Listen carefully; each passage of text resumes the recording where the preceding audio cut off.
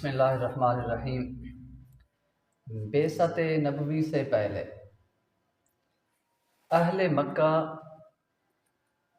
کفر و شرک، ظلم و ستم، بت پرستی، وحشت اور بربریت جیسی بہت ساری بیماریوں کے اندر، گناہوں کے اندر ڈوبے ہوئے تھے۔ اس کے باوجود بھی اہل مکہ کے اندر اس وقت بھی کچھ ایسے شرفاء تھے، کچھ ایسے معززین تھے جو نہ صرف ان برائیوں کو غلط سمجھتے تھے بلکہ وہ اس کے خلاف حق کی تلاش کے اندر ہمیشہ سرگرداں رہتے تھے۔ تو ان معززین اور شرفاء میں سے ایک نیک سیرت جوان تھے جو بہت ہی اپنے معاشرے کے اندر معزز سمجھے جاتے تھے، جنہیں نیک سمجھا جاتا تھا۔ لوگ ان کی نیک نامی کی وجہ سے ان کا بہت زیادہ احترام کرتے تھے، ان کا بہت زیادہ ادب کرتے تھے۔ تو وہ بھی حق کی تلاش کے اندر سرگرداں تھے۔ تو اسی دوران ان کی زندگی کے اندر ان کے ساتھ ایک عجیب واقعہ پیش آتا ہے جو انہیں حق کی تلاش تھی، وہ حق کو بھی پا لیتے ہیں اور اس حق کے پا لینے کی وجہ سے ان کی زندگی کے اندر انقلاب آ جاتا ہے۔ تو آئیے ان کے بارے میں ہم خود ان کی ہی زبانی اس واقعے کے بارے دریافت کرتے ہیں کہ وہ شخصیت کون تھی اور ان کے ساتھ پیش آنے والا واقعہ کون سا تھا اور ان کی زندگی کے اندر انقلاب کیسے برپا ہو۔ بیان کرتے ہیں کہ مجھے کسی اہم کام کے لیے یمن جانا پڑا، تو فرمایا میں وہاں یمن گیا تو یمن کے اندر جا کر میری ایک بوڑھے بزرگ سے ملاقات ہوئی جو اپنے وقت کا ایک بڑا عالم دین تھا۔ تو میری جب اس سے جا کر ملاقات ہوئی تو وہ مجھ سے پوچھنے لگے، یہ بتاؤ کہ تم حرم شریف کے رہنے والے ہو، یعنی مکہ المکرمہ سے تمہارا تعلق ہے؟ تو میں نے انہیں جواب دیا، جی ہاں میں حرم کا رہنے والا ہوں۔ پھر مجھ سے انہوں نے دوسرا سوال کیا، یہ بتاؤ کیا تمہارا تعلق خاندان قریش سے ہے؟ میں نے کہا ہاں میں قریشی ہوں۔ پھر تیسرا سوال کیا، تم تیم سے ہو؟ میں نے کہا ہاں میں تیم بن مرہ کی اولاد سے۔ پھر اس کے بعد میں نے اس عالم سے پوچھا کہ آپ نے یہ سب مجھ سے سوال کیوں کیے، ان سوالات کے کرنے کی وجہ کیا ہے؟ تو مجھ سے کہنے لگے کہ اپنے پیٹ سے کپڑا ہٹاؤ۔ میں نے کہا میں پیٹ سے کپڑا تب تک نہیں ہٹاؤں گا جب تک آپ مجھے بتائیں گے نہیں کہ آپ اس طرح کے سوالات مجھ سے کیوں کر رہے ہیں۔ تو اس نے کہا ایک آخری نبی مبعوث ہوں گے اور ان کے دو مددگار ہوں گے، دو شخص ایسے ہوں گے جو ان کی مدد کریں گے۔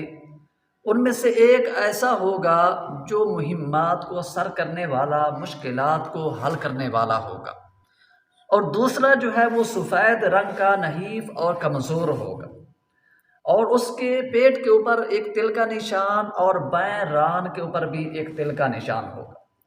تو لہٰذا میں سمجھتا ہوں آپ ان کے ایک مددگاروں میں سے ہو۔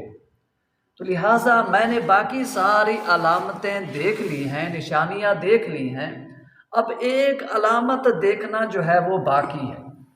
تو اس وجہ سے میں نے آپ سے سوال کیا ہے، آپ سے کہا ہے کہ آپ نے پیٹ سے کپڑا اوپر۔ تو آپ فرماتے ہیں کہ میں نے اپنے پیٹ سے کپڑا اٹھایا تو اس نے دیکھا کہ میری ناف کے اوپر تل کا نشان تھا۔ اس نے جو ہی دیکھا اور مجھ سے کہنے لگا کہ میں اس کے لیے تمہارے پاس وہاں حرم آنے والا تھا، مکہ المکرمہ آنے والا تھا، لیکن آپ یہاں آ گئے۔ تو میں نے ان سے کہا کہ آپ وہاں کیا کرنے کے لیے آ رہے تھے؟ تو انہوں نے کہا اسی لیے آ رہا تھا کہ میں تمہیں کہنے کے لیے آ رہا تھا کہ اللہ رب العزت نے جو تمہیں نعمت عطا فرمائی ہے اس کے اوپر ڈٹے رہنا، اس کے معاملے کے اندر رب تعالیٰ کی ذات سے ڈرتے رہنا۔ تو فرماتے ہیں تو پھر انہوں نے مجھے جب اس طرح کی وصیت کی، اس طرح کی نصیحت کی، اور میں پھر ان سے جو ہے اجازت مانگنے لگا مکہ المکرمہ کی واپسی کے لیے، تو انہوں نے مجھے روک کر کہا کہ مجھ سے چند اشعار سنتے جاؤ۔ تو میں بیٹھ گیا، انہوں نے مجھے چند اشعار سنائے، اور پھر میں وہاں سے مکہ المکرمہ جو ہے وہ واپس آ گیا۔ تو آپ فرماتے ہیں جب میں مکہ المکرمہ واپس آیا تو دیکھا کفار مکہ میں سے عقبہ بن ابی معیط، شیبہ، ربیعہ اور اس طرح ابو جہل وغیرہ دوسرے سرداران قریش بھی وہاں پر جمع تھے اور میرا انتظار کر رہے تھے، اور مجھ سے کہنے لگے کہ آپ یمن چلے گئے تھے اور یہاں ایک بہت بڑا واقعہ پیش آ گیا ہے۔ وہ یہ ہے کہ ابو طالب کے بھتیجے نے یہاں نبوت کا جو ہے دعویٰ کر دیا ہے، تو لہٰذا تم اگر نہ ہوتے تو ہم خود ہی اس کے بارے میں فیصلہ کر لیتے، لہٰذا آپ کی وجہ سے ہم نے فیصلہ آپ کے اوپر ہی موقوف کر دیا ہے۔ تو آپ فرماتے ہیں تو میں پھر آپ صلی اللہ علیہ وسلم کے بارے میں لوگوں سے دریافت کرنے لگا، اور پوچھنے پر معلوم ہوا کہ آپ ام المؤمنین حضرت خدیجہ کے گھر تشریف لے گئے۔ تو میں وہاں حضرت خدیجہ کے گھر پہنچ گیا۔ وہاں جا کر میں نے دروازہ کھٹکھٹایا، آپ باہر نکلے، اور میں نے اب سے سوال کیا کہ آپ نے اپنے آباء و اجداد کے دین کو کیوں چھوڑ دیا ہے؟